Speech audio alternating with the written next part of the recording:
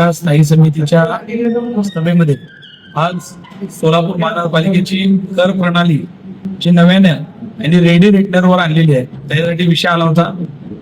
आज विषय तर त्यांनी तहकूब ठेवलाय, पण वास्तविक विरोधी पक्षनेता म्हणून आमची जी भूमिका आहे त्यात ती महत्वाची आहे. आम्ही त्या गोष्टीला याआधी सुद्धा सभागृहामध्ये कडाडून विरोध केला होता. मागं पाण्याच्या नावाखाली यांनी हा विषय आणला.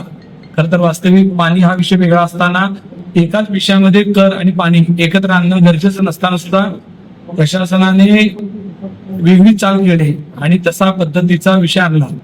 आज सोलापूरकरांना लक्षात आलंय की आपलं पाण्याचा विषय मार्गी लावण्याच्या नावाखाली यांनी कर प्रणाली वाढवली आहे. नवीन रेडी रेटनर कर प्रणाली जे भांडवली मूल्यावर असणार आहे आणि त्याचा फटका प्रचंड मोठ्या प्रमाणात सोलापूरकरांना येणाऱ्या काळात बसणार आहे.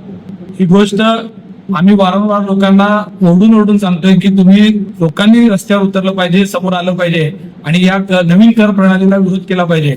वास्तविक ही कर प्रणाली कुठल्याही सोलापूरकरांना, सोलापूरच्या मुख्य भागात राहणारे लोक असू द्या किंवा शेवटच्या टोकात हद्दवाढ भागात असलेल्या लोकांना कुणालाही न परवडणारी, पण प्रशासनाने आणि सत्ताधाऱ्यांनी ही कर प्रणाली लागू करण्यासाठी हा विषय आणलाय.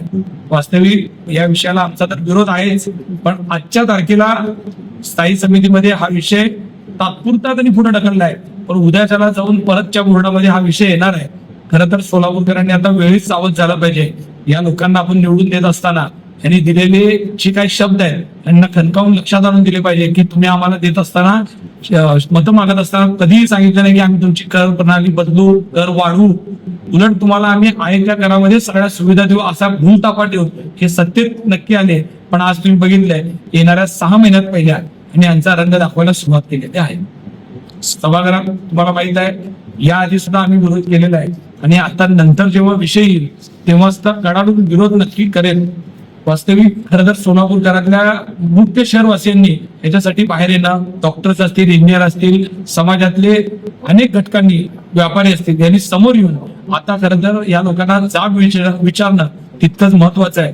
आमचं जाहीर मत असं आहे की आपली जी पूर्वीची भाडे मूल्यावरची कर प्रणाली आहे ती आपण अंमलात आणावी, तीच कार्यरत ठेवावी, अशावर आम्ही ठाम असणार आहोत. येणाऱ्या काळात बघू.